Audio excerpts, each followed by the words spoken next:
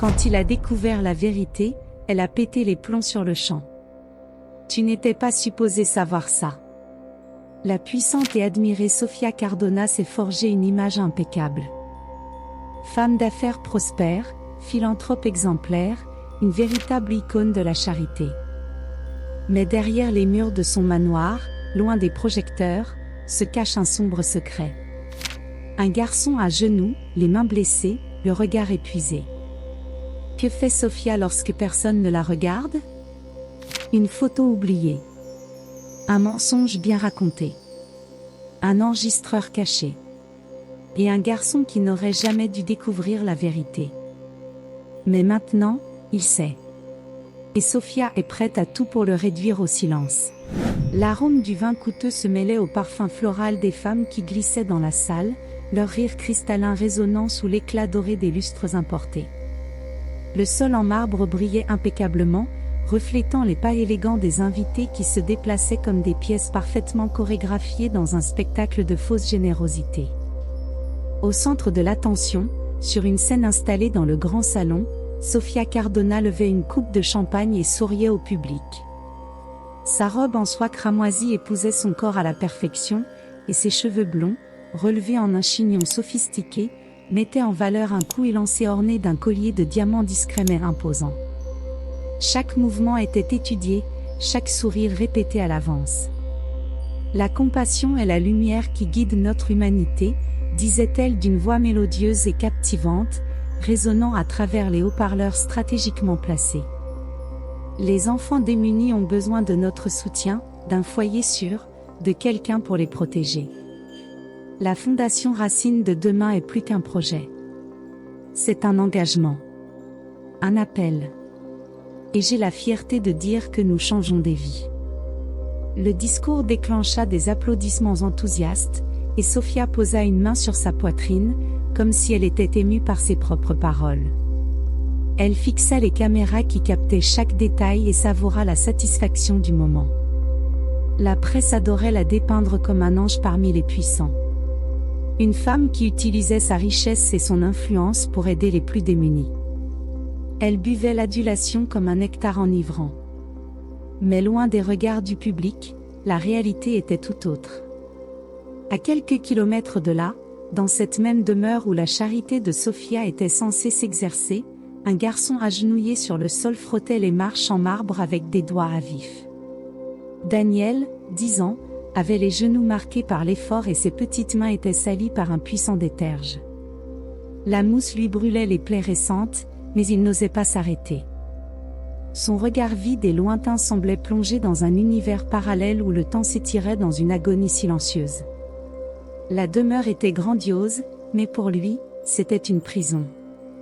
Chaque recoin du lieu exhalait le luxe, des tapis persans aux œuvres d'art accrochées au mur. Mais Daniel n'y voyait aucune beauté. Il ne voyait que des barreaux invisibles. Au loin, il percevait les échos de la fête. Les invités buvaient, riaient, encensaient Sofia. Il croyait en tout ce qu'elle disait. Après tout, qui aurait pu soupçonner la douce, noble et altruiste Sofia Cardona? Une femme qui souriait devant les caméras, mais qui, dans l'ombre, traitait son propre neveu comme un serviteur. « Je veux que ça brille quand je reviendrai », avait-elle ordonné quelques heures avant de partir pour l'événement, d'une voix froide et impatiente. « Si je vois la moindre tache, tu sais ce qui t'attend. » Daniel savait. Il avait déjà passé des nuits entières enfermé dans la cave sombre du manoir, sans nourriture, simplement parce qu'il n'avait pas repassé une de ses chemises correctement. Ses doigts tremblaient de fatigue, mais il continuait. Il continuait toujours. Personne ne savait grand-chose sur la mère de Daniel. Lui-même n'en gardait que peu de souvenirs. Tout ce qu'il possédait, c'était un morceau déchiré d'une vieille photo où il voyait une femme au regard doux tenant un bébé. Chaque fois qu'il interrogeait son père, Arthur, à son sujet, il obtenait des réponses évasives. Elle n'était pas fiable, fils. Oublie-la. Mais Daniel n'arrivait pas à oublier. Il sentait que quelque chose clochait dans cette histoire. Le silence de son père sur le passé pesait sur lui comme un voile de mystère étouffant. Mais il était encore loin de se douter que la vérité était bien plus cruelle que tout ce qu'il aurait pu imaginer. La nuit avançait, et la fête battait toujours son plein dans le manoir. Dehors, Sofia Cardona dansait avec des politiciens et des hommes d'affaires, collectionnant les éloges et les généreux dons. À l'intérieur, Daniel frottait encore les escaliers jusqu'à ce que ses paupières deviennent lourdes de sommeil. Il tenta de lutter, mais son corps céda. Sa tête s'affaissa vers l'avant, et il s'endormit là, épuisé. Le froid du marbre s'infiltra sous sa peau. Le silence de la maison, désormais vide de sa maîtresse, lui offrit un bref soulagement. Pour la première fois de la soirée, il pouvait respirer sans crainte. Mais même dans son sommeil, Daniel ressentait une inquiétude sourde. Une peur latente d'une chose qu'il ne comprenait pas encore. Il ignorait que, bientôt, un secret bien plus grand que tous les châtiments qu'il avait endurés allait éclater. Et lorsque cela arriverait, Sofia paniquerait. L'aube s'étendait sur le manoir Cardona comme un manteau de silence absolu. Dehors, les jardins baignaient dans la lueur pâle de la lune, projetant des ombres allongées sur les statues classiques qui ornaient la propriété. Le vent murmurait à travers les feuilles des arbres, un son presque fantomatique résonnant dans le vide de la nuit. À l'intérieur du manoir, cependant, le froid du marbre et l'obscurité étaient les seuls compagnons de Daniel. Le garçon se réveilla en sursaut. Son visage était encore pressé contre la marche glacée de l'escalier, et ses muscles protestaient en douleur après avoir passé tant de temps replié sur lui-même. Il cligna plusieurs fois des yeux, tentant de reprendre ses esprits. Le silence absolu le mit en alerte. Sofia n'était pas encore rentrée. Il se redressa avec difficulté, sentant ses genoux endoloris. Ses mains, durcies par l'effort répété du nettoyage, étaient desséchées, et certaines petites fissures dans sa peau s'étaient transformées en coupures fines et douloureuses. Mais rien de tout cela n'importait. Ce qui comptait, c'était ce qu'il avait rêvé. Où se souvenait-il? Le rêve était flou, mais il avait vu l'image de sa mère le tenant dans ses bras. Elle souriait, mais ses yeux étaient pleins de larmes. Derrière elle, une ombre indistincte approchait, puis l'obscurité. Daniel passa une main sur son visage, tentant d'éloigner l'engourdissement. Mais une idée s'imposa à lui avec force. Cette photo. Le seul souvenir qu'il avait de sa mère, le morceau déchiré d'une photographie. Il y avait quelque chose là. Quelque chose qu'il n'avait jamais remarqué auparavant. Poussé par une impulsion qu'il ne comprenait pas totalement, Daniel se dirigea vers la cave.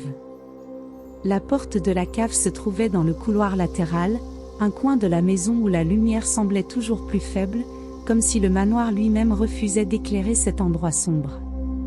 Il hésita un instant avant de tourner la poignée. La porte grinça, s'ouvrant lentement. L'odeur de poussière et d'humidité envahit ses narines lorsqu'il descendit les premières marches. La cave était froide, presque humide, et les seuls sons audibles étaient sa respiration et les craquements occasionnels du bois ancien. Il s'agenouilla sur le sol et commença à faire glisser ses doigts sur le parquet, cherchant quelque chose. Son cœur battait plus vite, sans qu'il sache pourquoi. C'est alors qu'il sentit une planche branlante. Daniel hésita, son cœur cognant contre ses côtes. Ses mains tremblaient lorsqu'il commença à soulever la planche, avec le plus grand soin pour ne pas faire de bruit. En dessous, une petite cavité sombre se révéla. À l'intérieur, il y avait quelque chose enveloppé dans un vieux tissu sale. Il tendit la main avec précaution et tira sur le tissu. Son estomac se noua. C'était la photo entière. Contrairement à la version déchirée qu'il avait toujours gardée avec lui, cette photo était intacte. Il y vit sa mère, le tenant bébé dans ses bras, son sourire doux et son regard rempli d'amour. Mais il y avait autre chose sur l'image. Quelqu'un à côté d'elle. Un homme. Et cet homme n'était pas son père. Les yeux de Daniel s'écarquillèrent. Son esprit tourna sous le choc. Si cet homme n'était pas son père, alors, qui était-il? Avant qu'il puisse assimiler ce qu'il venait de découvrir, un bruit déchira le silence. Un craquement sec. Le son des talons de Sophia résonnant dans le couloir à l'étage. Elle était rentrée. Le cœur de Daniel bondit dans sa gorge. Pris de panique, il fourra la photo dans sa poche et referma rapidement la planche branlante avant de se précipiter vers l'escalier de la cave. Mais à peine avait-il atteint la porte que la voix de Sophia le frappa comme une gifle. « Que fais-tu ici ?» Daniel se figea. Sophia était là, dans le couloir, toujours vêtue de sa robe de gala, ses cheveux blonds impeccables et son rouge à lèvres rouge intact. Mais quelque chose en elle avait changé. Ses yeux étaient sombres. Froids. Sophia ne ressemblait plus à la femme charitable qui captivait les foules. Son visage était empreint d'une ombre cruelle, comme un prédateur prêt à bondir sur sa proie. « Je t'ai posé une question, Daniel. » Sa voix était douce, mais chargée de venin. « Que faisais-tu dans la cave ?» Daniel tenta de réfléchir vite. Son esprit fonctionnait à toute vitesse, cherchant une excuse, quelque chose pour calmer la colère de Sophia avant qu'il ne soit trop tard. Je cherchais juste une couverture, balbutia-t-il, tentant de paraître convaincant. Ses yeux se plissèrent. Menteur. Avant qu'il ne puisse réagir, Sophia avança. D'un geste rapide, elle enfonça la main dans la poche du garçon et en sortit la photo. Le sang de Daniel se glaça. Sophia observa l'image entre ses doigts délicats et l'examina un instant. Puis, sans la moindre hésitation, elle la déchira en deux. Le bruit du papier déchiré résonna comme un coup de tonnerre aux oreilles de Daniel. « Ta mère ne voulait pas de toi, compris ? Elle est partie.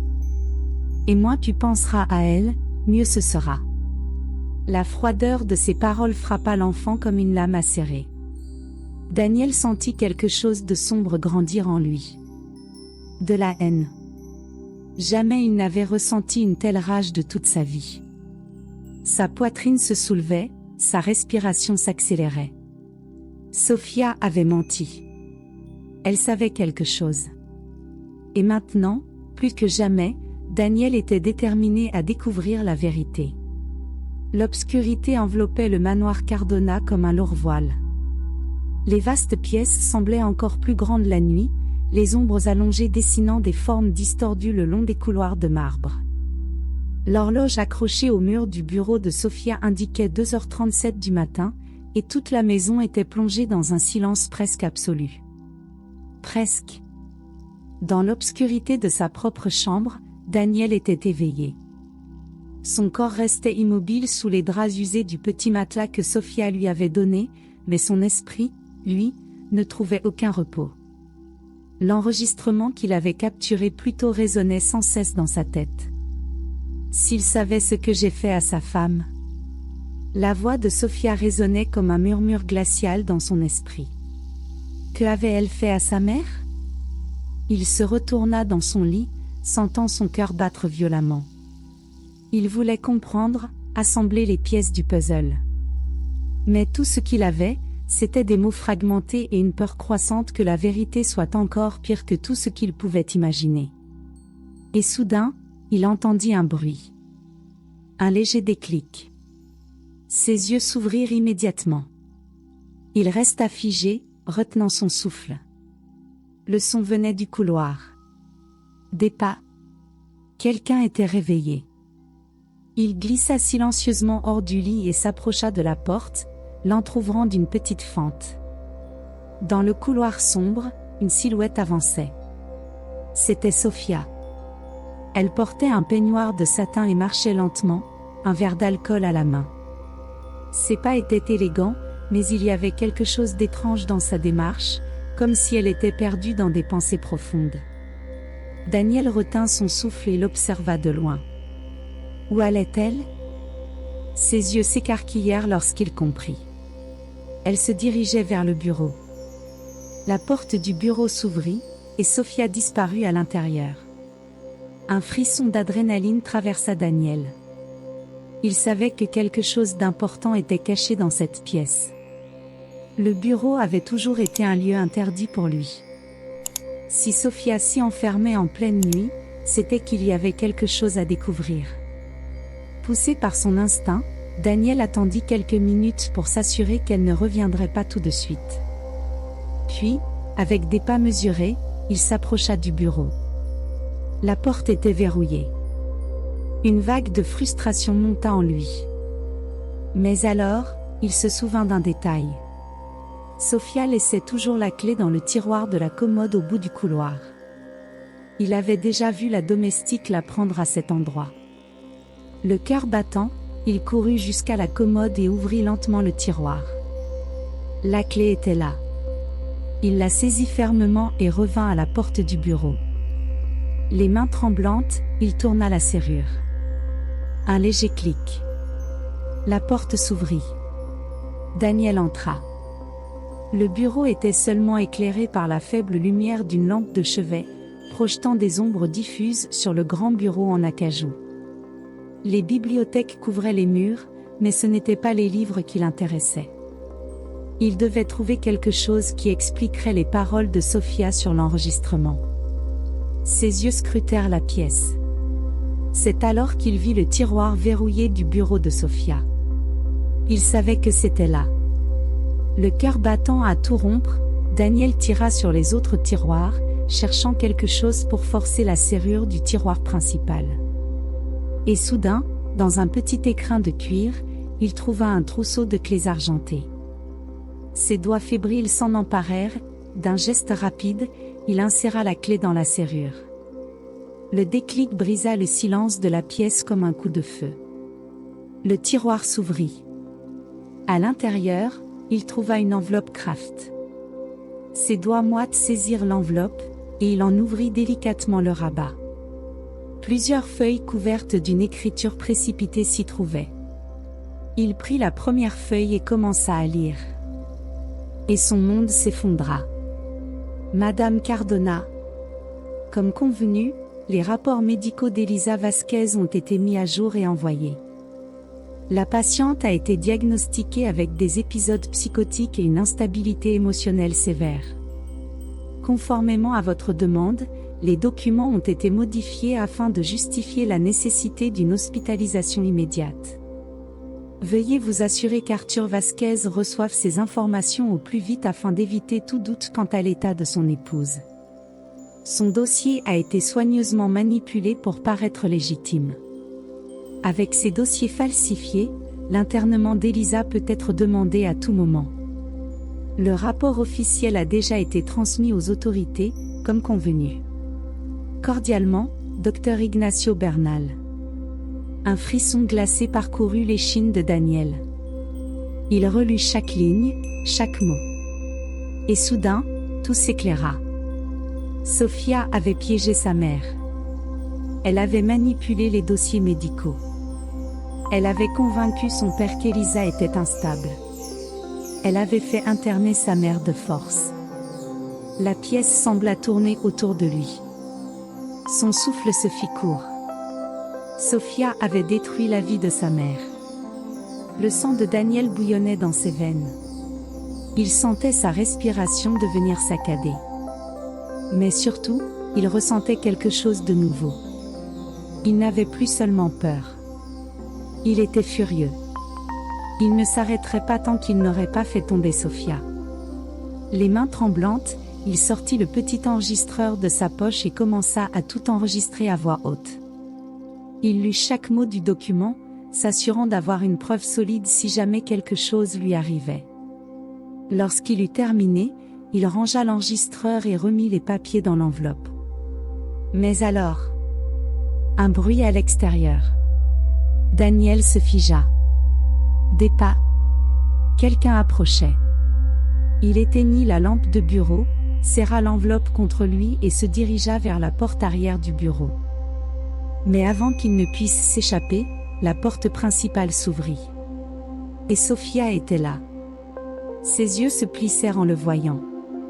Son visage était sombre. Son silence en disait long. Et à cet instant, Daniel comprit qu'il avait franchi une limite irréversible. Le manoir Cardona était plongé dans un silence oppressant. Un silence qui n'avait rien de réconfortant, mais qui pesait lourdement, chargé d'une menace invisible. Daniel se tenait là, figé au milieu du bureau interdit de Sophia, serrant l'enveloppe contenant les preuves contre elle. Son cœur battait violemment contre sa cage thoracique, ses yeux rivés sur la porte ouverte où Sophia l'observait. Elle ne dit rien tout de suite. Elle se contenta de le fixer, l'analysant comme on observe un animal acculé. L'air du bureau semblait plus froid. Les doigts de Daniel se crispèrent autour de l'enveloppe cachée derrière son dos. S'il la perdait, tout serait fini.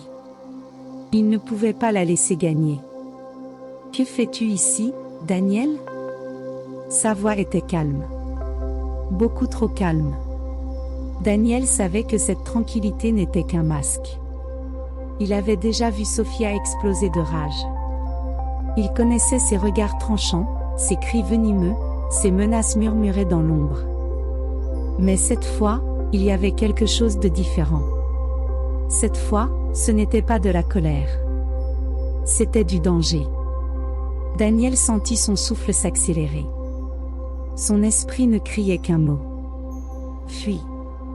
Il devait sortir d'ici. Maintenant. Sans réfléchir, Daniel fit volte-face et courut. Il entendit Sophia crier derrière lui, mais il ne se retourna pas. Ses pieds nus frappaient le tapis moelleux du bureau, puis le sol froid du couloir. Ses poumons brûlaient. Tout son corps était en alerte. Sophia était derrière lui. Elle n'avait pas besoin de courir. Elle avait des hommes pour ça. Il devait fuir avant que les gardes ne soient alertés. Et puis, il la vit. La fenêtre. Ouverte. C'était sa seule chance. Il s'élança et sentit le vent glacé de la nuit frapper son visage alors qu'il plongeait 3 mètres plus bas, atterrissant sur la pelouse humide. L'impact fut brutal. Son épaule heurta violemment la terre, et il roula plusieurs fois avant de réussir à se redresser. Le manoir brillait derrière lui. Les ombres de Sophia et de ses hommes bougeaient déjà derrière les fenêtres. Il devait fuir. Alors, il courut. Le jardin du manoir était immense, bordé de haies hautes et de statues de marbre. L'herbe, encore humide de rosée, le faisait glisser alors qu'il courait. Derrière lui, des pas lourds résonnèrent. Là. Attrapez-le. La voix de Sophia était un rugissement de rage. Daniel sentit la panique lui serrer la poitrine. Il ne pouvait pas se faire attraper. La clôture. Il s'en souvint. Derrière le manoir, il y avait une partie de la clôture plus fragile, une zone que Sophia n'avait jamais fait réparer parce que personne n'osait fuir d'ici. Mais lui, il oserait. Il le devait. Ses pieds nus frappaient la terre dure alors qu'il accélérait, les muscles de ses jambes en feu. Derrière lui, les gardes se rapprochaient. Daniel ne savait pas combien de temps il tiendrait. Ses poumons étaient en flammes, et la peur était une lame glacée plantée dans sa nuque. Un bruit de moteur. Il tourna la tête et vit l'un des véhicules de sécurité rouler à toute vitesse sur la pelouse, ses phares balayant la nuit. Ils étaient en train de l'encercler. La clôture. Plus que 10 mètres. Daniel força ses jambes à avancer plus vite, ignorant la douleur dans ses genoux et sa respiration haletante. Les gardes étaient tout proches. La voiture aussi. Il s'élança contre la clôture, agrippant le bois pourri avec toute la force qu'il avait. Le bois était rugueux, des échardes s'enfoncèrent dans ses paumes. Mais il s'en fichait. Il grimpa. Ses bras tremblaient. Ses muscles hurlaient d'épuisement. Il entendit les gardes arriver. L'un d'eux attrapa sa cheville. Là. Retiens-le. Non. Non. Il donna un coup de pied de toutes ses forces. Son pied heurta le visage du garde, qui hurla de douleur. C'était tout ce dont il avait besoin. Daniel sauta de l'autre côté de la clôture. Son corps heurta le sol dur de la forêt derrière le manoir. Il sentit sa peau s'écorcher contre la terre, mais il ne s'arrêta pas. Il se releva. Et il courut. L'odeur de terre humide emplissait l'air. Le vent sifflait entre les arbres, et les branches noueuses se dressaient comme des doigts squelettiques dans l'ombre. Daniel s'enfonça dans la forêt, ignorant la fatigue qui menaçait de le faire tomber. La douleur dans ses pieds était insupportable. Son torse lui faisait mal à chaque inspiration. Mais il ne pouvait pas s'arrêter. Derrière lui, il entendit le bruit des gardes sautant la clôture. Fouiller la forêt. Ils étaient toujours à sa poursuite. Un frisson glacé parcourut sa colonne vertébrale. Il ne savait pas jusqu'où il pourrait aller. Mais il savait ce qui était en jeu. L'enveloppe. L'épreuve contre Sophia. La vérité sur sa mère. S'il se faisait attraper, tout serait perdu. Daniel balaya la forêt du regard, cherchant un endroit où se cacher. Il aperçut un tronc d'arbre tombé, couvert de mousse et de feuilles mortes. Sans réfléchir, il s'y jeta et se couvrit avec la végétation. Il retint son souffle. Les pas lourds des gardes passèrent tout près. Il a dû partir par là. Les pas s'éloignèrent. Le silence revint. Il avait réussi. Mais pour combien de temps? Daniel savait qu'il ne pourrait pas se cacher éternellement. Il devait retrouver son père. Et cette fois, il irait jusqu'au bout. Le froid de l'aube transperçait les os de Daniel alors qu'il restait caché dans la forêt, adossé à un tronc recouvert de mousse. Les feuilles humides collaient à sa peau, et l'odeur de terre mouillée se mêlait à la sueur froide qui perlait sur son front. Il était épuisé. Ses muscles tremblaient de fatigue, et la douleur de ses pieds nus était insupportable. Mais il ne pouvait pas dormir. Il ne pouvait pas se permettre de fermer les yeux et de se détendre. Parce que Sophia était toujours à ses trousses. Les gardes avaient momentanément abandonné la recherche, mais il savait qu'elle ne laisserait pas passer cette défaite. Sophia obtenait toujours ce qu'elle voulait. Et cette fois-ci, elle voulait le réduire au silence. L'image de la photographie déchirée était gravée dans son esprit. Il pouvait voir les yeux doux de sa mère, sentir la tendresse de son sourire. Et maintenant, il savait que Sophia l'avait détruite. Sophia avait menti. Elle avait manipulé son père. Elle avait fait disparaître sa mère.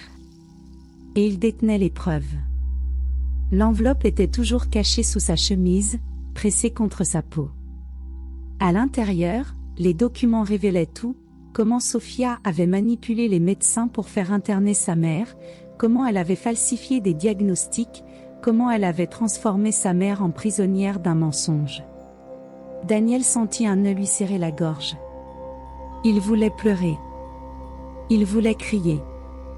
Mais il ne le pouvait pas. Il devait être fort. Il devait agir. La nuit avançait lentement, et Daniel savait qu'il ne pouvait pas rester ici éternellement. Il devait retrouver son père. Mais où était Arthur? Sophia l'avait toujours tenu éloigné de lui. Elle lui répétait qu'il était trop occupé, qu'il n'avait pas de temps à perdre avec un enfant capricieux. Mais maintenant, Daniel connaissait la vérité. Arthur n'était pas un homme cruel. Il était manipulé. Aveuglé par les mensonges de Sophia. S'il pouvait seulement lui parler. S'il pouvait lui faire écouter les enregistrements. Peut-être, juste peut-être, Arthur finirait par le croire. Le premier rayon de soleil perça l'horizon, inondant la forêt d'une lueur dorée. Daniel sentit ses paupières s'alourdir sous l'effet de la fatigue, mais il se força à rester vigilant. La faim lui tordait l'estomac, mais il ne pouvait pas s'arrêter pour se reposer. Il devait avancer. Il ne pouvait pas être rattrapé. Avec précaution, il s'engagea sur un sentier de terre, cherchant une route, un signe de civilisation. Chaque pas était une torture, chaque muscle protestait violemment. Mais il continua d'avancer. Des heures plus tard, la route apparut enfin devant lui, une bande d'asphalte solitaire coupant la forêt. Daniel regarda des deux côtés, espérant voir une voiture, un signe de vie. Rien. Il était seul. Puis, soudain, un bruit lointain. Le grondement d'un moteur. Daniel recula immédiatement et se cacha derrière un arbre, le cœur battant à tout rompre. Et si c'était Sophia? Et si elle avait envoyé quelqu'un à sa recherche? La voiture approcha. Un SUV noir. Daniel le reconnut instantanément. C'était celui de Sophia. Le garçon retint son souffle. Ils étaient toujours à sa recherche. Et maintenant, il devait être encore plus prudent. Daniel attendit que la voiture disparaisse au loin. Puis, il prit une profonde inspiration et sortit de sa cachette. Il savait qu'il ne pouvait pas se promener en ville comme si de rien n'était. Sophia avait des contacts.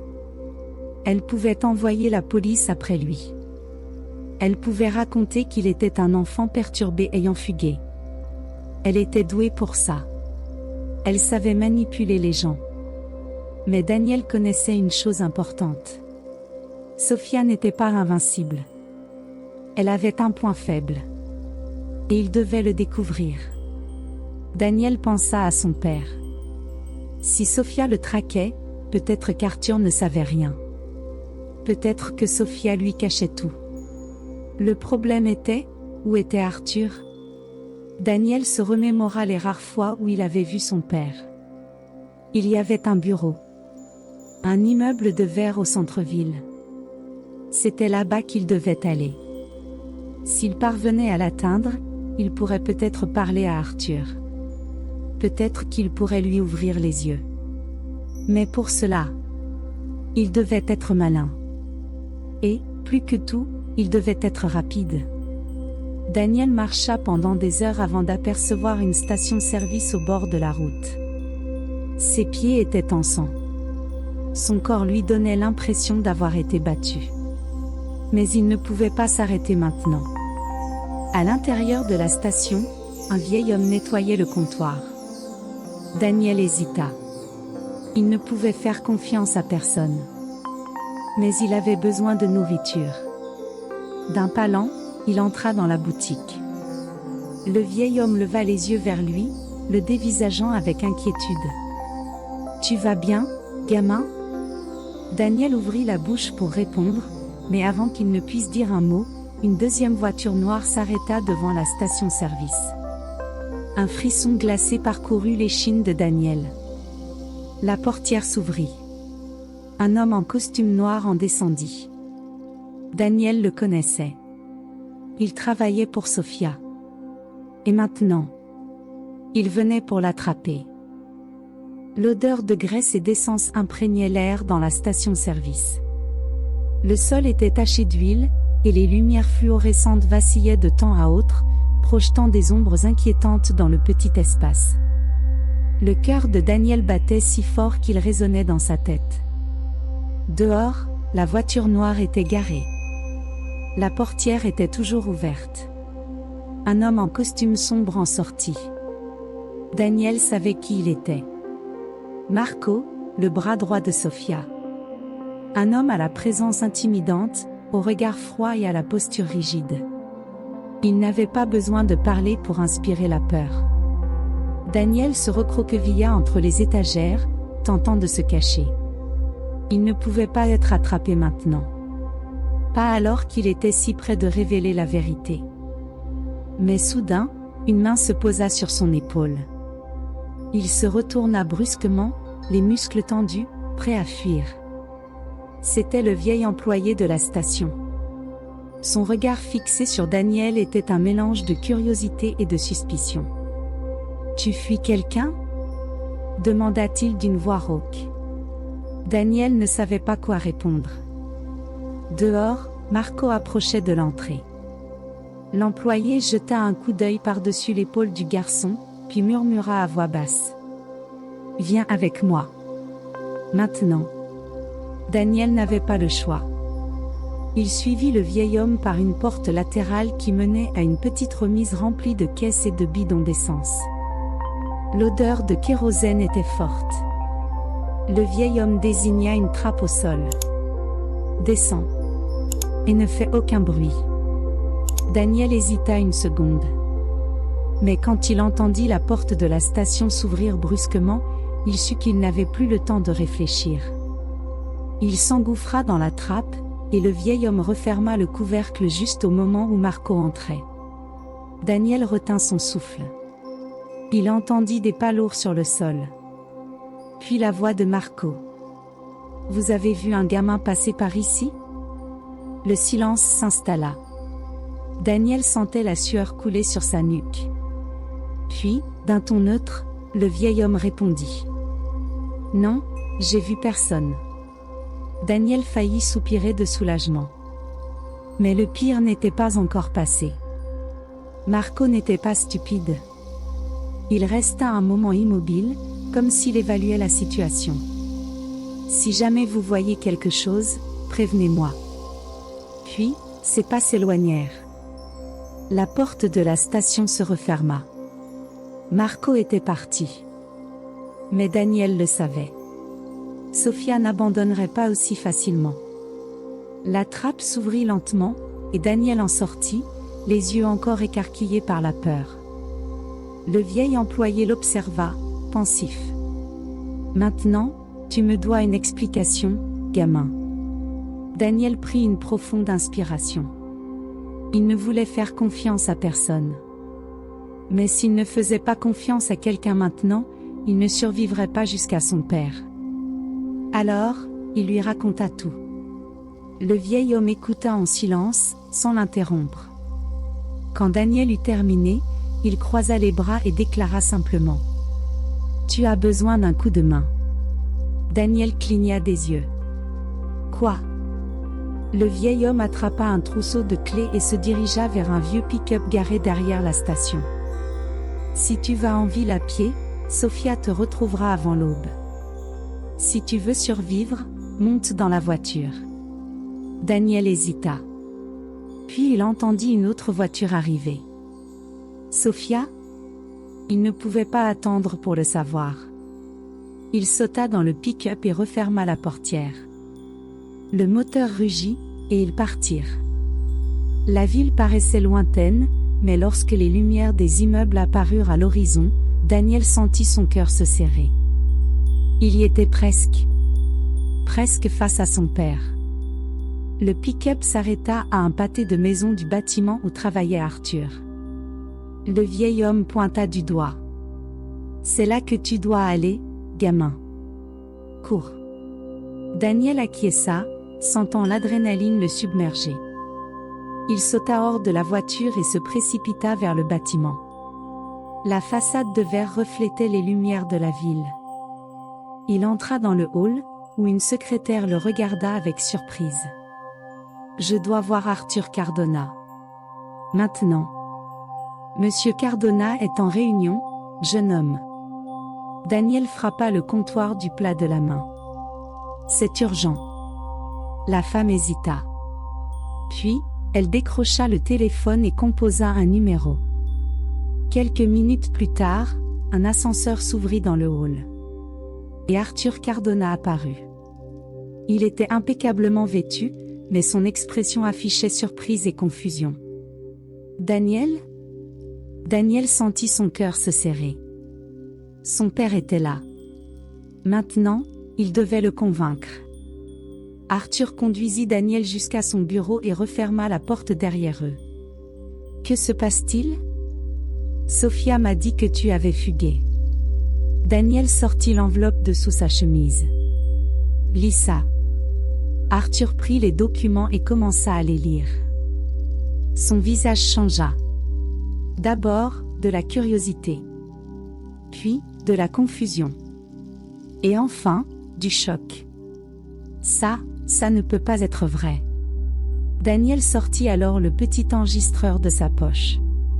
Et appuya sur lecture. La voix de Sofia emplit la pièce. S'il savait ce que j'ai fait à sa femme. Arthur devint livide. Il entendait sa propre épouse être détruite par des mensonges. Sa respiration se fit plus lourde. Mon Dieu! Il ne savait pas. Il n'avait jamais su que Sophia avait détruit sa famille. Il leva les yeux vers Daniel. Ses yeux étaient rougis. Puis, il attrapa son téléphone. Il est temps d'en finir. Quand la police arriva au manoir Cardona, Sophia était assise calmement sur son canapé, un verre de vin à la main. Elle savait. Elle avait toujours su que ce jour pouvait arriver. Mais elle ne s'attendait pas à ce que Daniel soit assez fort pour la faire tomber. Lorsque l'inspecteur entra dans la pièce et annonça son arrestation, elle se contenta de sourire. Vous avez pris votre temps. Mais à l'intérieur, elle bouillonnait de rage. Elle avait perdu. Et Daniel avait gagné. Les jours suivants furent un tourbillon d'événements. L'arrestation de Sophia fit scandale. Son nom était sur toutes les unes des journaux. Sa fondation fut examinée, et l'on découvrit qu'elle détournait de l'argent depuis des années. Tout était fini pour elle. Mais pour Daniel, c'était un nouveau départ. Il tourna la tête vers Arthur, qui se tenait à ses côtés. Son père posa une main sur son épaule. « Je suis désolé, fils. » Daniel sourit. Pour la première fois, il avait une famille. Et maintenant, il pouvait enfin vivre en paix.